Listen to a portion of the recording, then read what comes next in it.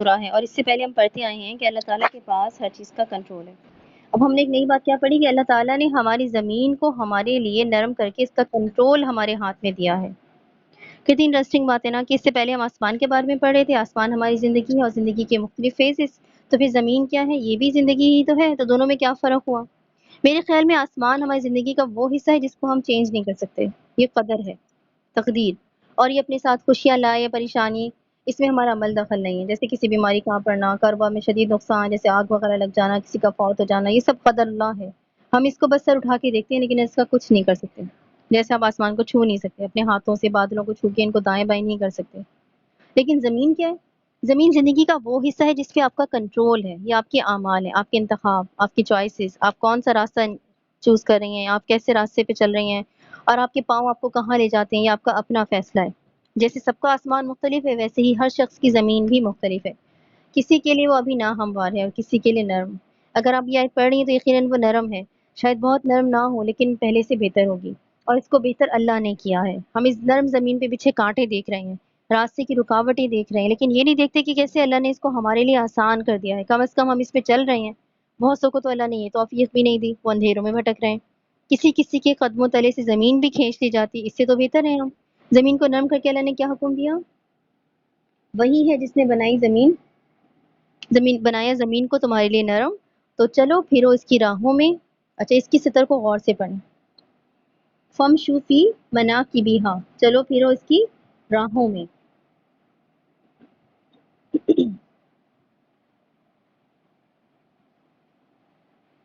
چلنے پھرنے کے لیے لفظ آئے ہیں فمشو کا، اور فمشو نکلا ہے مشیہ سے۔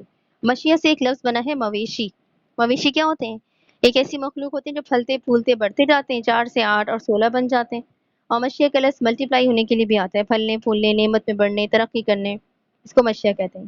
اور یہ لفظ غیبت کرنے والے کے لیے بھی آتا ہے، کیونکہ وہ جب بولتا ہے تو بولتا جاتا ہے، رکتا نہیں، اسی سے مشیہ چلنے کے لیے بھی آتا ہے، لیکن عام چال نہیں، اس سے مراد ایسا چلنا ہے جس میں چلنے والا رکتا نہیں ہے، وہ مسلسل چلتا رہتا ہے، اور سب سے اہم بات، وہ اپنے کام سے کام رکھتے ہوئے کسی سمت میں چلتا رہتا ہے۔ اور راستے کے لیے لفظ آئے ہیں مناکبہا، مناکب۔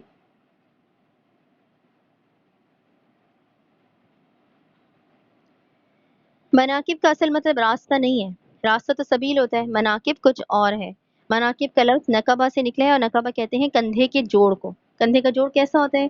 وہ مختلف سمتوں میں مڑ جاتا ہے، اس ایل شیپ بھی بنا لیتا ہے، بازو سیدھا بھی ہو جاتا ہے، اسی سے نقبہ کا مطلب ہے کسی کا مختلف سمت میں مڑ جانا، اپنے راستے سے بھٹک جانا، کسی سے منہ موڑ کے آگے بڑھ جانا۔ نقبہ ایسی ہوا کو بھی کہتے ہیں جو اپنے ساتھ بارش نہ لائے، یعنی ایسی ہوا جو تباہ کن ہو اور صرف تباہی لائے۔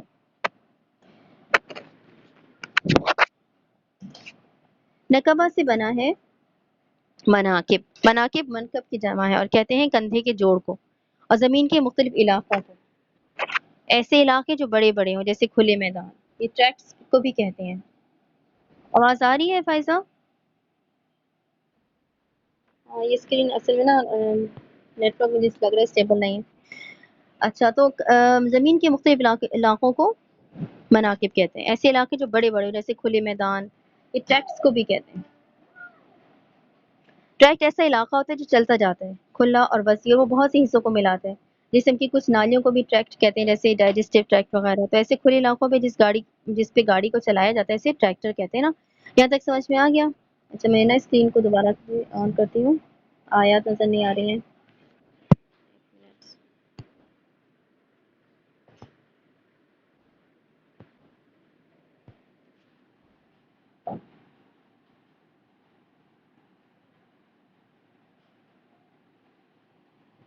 اللہ تعالیٰ آگے فرما رہے ہیں پھر چلو پھر اس کے راستوں پر، ہم شفی منا کی بھی ہاں، اپنے کام سے کام رکھتے ہوئے مسلسل چلتے رہو اللہ کے بنائے ٹریکس پر، زمین کے مختلف علاقوں میں۔ اب صراط مستقیم تو سیدھا ہے، غلط درست کی پہچان کا راستہ، اس میں ٹیڑھ نہیں ہوگا، لیکن زمین کی جو مختلف گزرگاہیں ہیں وہ مناکب ہیں، یہ سیدھے نہیں ہوں گے۔ زندگی انہی مناکب پہ سفر کرنے کا نام ہے۔ اس آیت میں ساری زندگی کا فلسفہ بیان کر دیا گیا ہے کہ اللہ نے ہمیں بھیجا اس زمین پہ اور اس کو ہمارے لیے مسخر کر دیا۔ ہمارے ارد گرد لوگ اور حالات ایسے پیدا کیے کہ آج ہم اس قابل ہیں کہ ایک موبائل یا کمپیوٹر پہ بیٹھے آسانی سے سبق پڑھ رہے ہیں نا۔ یہ بڑی نعمت ہے، بہت بڑی نعمت، اور ہر ایک کو نہیں ملی، آپ کو ملی۔ اب آپ نے کیا کرنا ہے؟ آپ نے رکنا نہیں ہے، زندگی کا سفر کہیں بھی رکتا نہیں، یہ ہر پل تبدیل ہوتا ہے، اس کا صرف ایک منقب نہیں ہے۔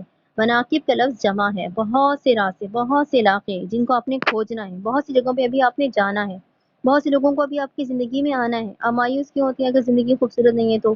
آپ دل کیوں ہارتی ہیں اگر زندگی پرفیکٹ نہیں ہے؟ یہ پرفیکٹ تو کسی کے لیے بھی نہیں ہے، بس ایک منقب کے بعد دوسرا منقب ہے، جیسے کندھے کا جوڑ بازو کو ہر طرف سے موڑ لیتا ہے، ویسے ہی زندگی آپ کو گھما گھما کے مختلف راستوں پہ موڑے رہے گی۔ آپ نے بس چلتے جانے، رکنا نہیں ہے۔ رکنے کا مطلب ہوتا ہے خود سے ایسے مطمئن ہو جانا کہ ہاتھ پہ ہاتھ رکھ کے بیٹھ جانا، زندگی یا اوپر جاتی ہے یا نیچے۔ آپ جس دن اپنی زندگی سے مطمئن ہو کے مزے سے بیٹھ گئی، سست ہو گئی، اسی دن آپ کی زندگی کھڑے پانی کی طرح بدبودار ہونے لگے گی۔ زندگی میں ہمیشہ کچھ نیا کرنا ہے، کسی نئے راستے کی طرف نکل پڑنا ہے، تبدیلی کو خوش آمدید کہنا ہے۔ صرف کھانا، سونا، نیٹ فلکس دیکھنا، موبائل پہ انسٹاگرام اسکرول نہیں کرنا۔ آپ کے پاس کوئی مقصد ہونا چاہیے، کوئی گول، چاہے وہ صرف وزن کم کرنا ہی کیوں نہ ہو، چاہے وہ خود کو فٹ کرنا یا کوئی پروجیکٹ مکمل کرنا ہی کیوں نہ ہو، چاہے وہ کوئی دنیاوی کام ہو، کوئی کاروبار شروع کر کے اسے کامیاب بنانا ہی کیوں نہ ہو، کچھ بھی ہو لیکن ہونا ضرور چاہیے۔ اور ایک مسلمان کی زندگی کا گول کیا ہوتا ہے؟ اللہ کے بنائی ہوئے اصولوں پر چلنا، اسلام کو فالو کرنا۔ ہاتھ پہ ہاتھ رکھ کے نہیں بیٹھیں، کوئی کام شروع کریں، اپنی کمفرٹ زون سے باہر نکل کے کام کیا کریں۔ آنے والا دور ڈاکٹرز انجینئرز کا نہیں، یہ اسکلز سکھانے والوں کا، لوگوں کی مینٹل ہیلتھ پہ کام کرنے والوں کا اور کنٹینٹ کریٹرز کا دور ہوگا۔ اپنا راستہ چنیں اور آگے بڑھے۔ اللہ تعالیٰ کو کون پسند ہے؟ وہ جو اللہ کی مخلوق کی خدمت کرتے ہیں، وہ کسی بھی طریقے سے کرتے ہیں۔ اچھا آگے چلتے ہیں، اور ان مختلف مناقب میں آپ کو کیا ملے گا؟ اللہ تعالیٰ فرما رہے ہیں وَكُلُوا مِن رِزْقِهِ، اور کھاؤ اس کے رزق میں سے۔ انہی راستوں میں آپ کا رزق لکھا ہے۔ گھر بیٹھی رہیں گی تو رزق کیسے ملے گا؟ اپنی کمفرٹ زون سے باہر نکل کے محنت کرنی ہوگی، پھر رزق ملے گا۔ میں ایسا سوچتی ہوں کہ قرآن میں جب رزق کی بات آتی ہے تو اللہ تعالیٰ فرماتے ہیں کہ کھاؤ اس کے دیے رزق میں سے۔ یہ نہیں کہا جاتا کہ کھاؤ اس کا رزق۔ عربی گرامر کے اصول ہوں یا کچھ اور، مجھے لگتا ہے کہ اس کا مطلب یہ ہے کہ اللہ کے رزق کو آپ سارا خود نہیں کھا سکتے، آپ اس میں سے کھا سکتی ہیں، لیکن جو رزق آپ کو دیا جا رہا ہے چاہے وہ کم ہے یا زیادہ، اس میں دوسرے لوگوں کا بھی حصہ ہے۔ آپ کو 1000 اس لیے ملتا ہے نا تاکہ 10 روپے کسی ملازم پہ خرچ کریں، جس دن آپ نے وہ 10 روپے خرچ کرنا چھوڑ دیا آپ کا رزق کم ہو جائے گا۔ ہمیں دیا جاتا ہے تاکہ کچھ ہم خود رکھیں اور کچھ ہم آگے دیں۔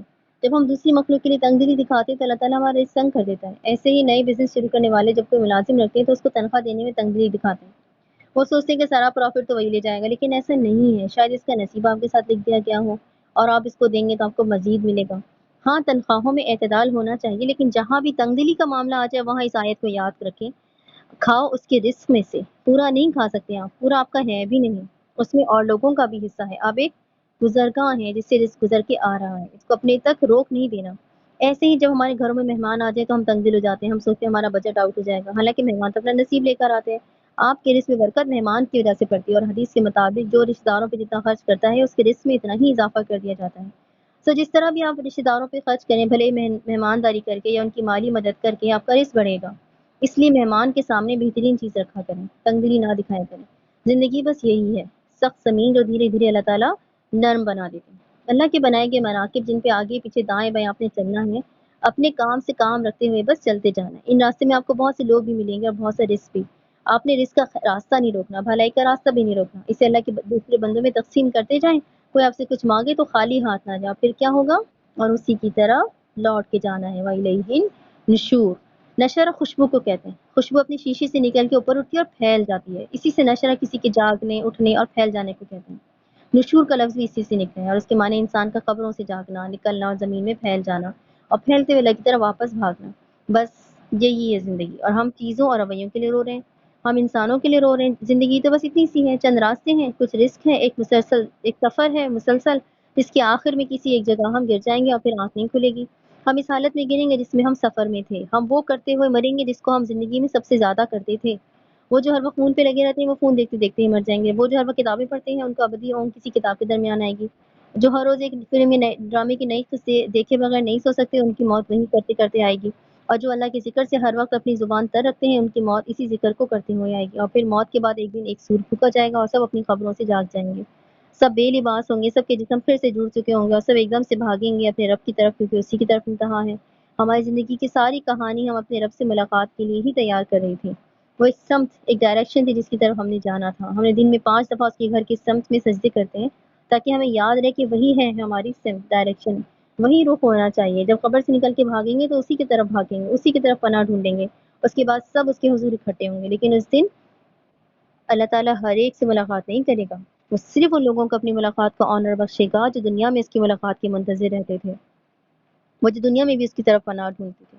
وہ جو غیب میں اسے ڈرتے تھے اور اس کے لیے بری عادتیں چھوڑ دیتے تھے، جو اس کے دیے ہوئے رزق میں سے خرچ کرتے تھے، جن کو کوئی صدمہ پہنچتا تھا تو وہ کہتے تھے کہ ہم اللہ کے لیے ہیں اور اسی کی طرف ہمیں لوٹ کے جانا ہے۔ وہ جن کو انسان دکھ دیتے تو وہ یہ کہہ کے خود کو تسلی دے دیتے کہ انسان اس دنیا میں اہم نہیں ہے، چیزیں اہم نہیں ہیں، اللہ تعالیٰ سب سے اہم ہے، وہ راضی رہے تو سب ٹھیک ہے، وہ ناراض ہو گیا تو کہاں جائیں گے؟ اسی لیے آج ہم اپنی زندگی کا جائزہ پھر سے لیں گے۔ کیا ہم کوئی ایسا کام تو نہیں کر رہے جو رب کو ناراض کرنے کا سبب بن سکتا ہو؟ کیا ہم کسی بری عادت، کسی گناہ، کسی غلط کام میں تو نہیں پھنسے ہوئے؟ کیا ہماری نمازیں درست ہیں؟ کیا ہم فجر اندھیرے میں پڑھتے ہیں یا روشنی ہونے تک بستر سے اٹھا نہیں جاتا؟ کیا ابھی تک ہم جھوٹ سے جان نہیں چھڑا سکے؟ کیا اب بھی ہم غیبت کرتے ہیں؟ کیا ہم کسی ایسے تعلق میں تو نہیں پڑے ہوئے جو حرام ہے اور جو رسوائی کی طرف جاتا ہے؟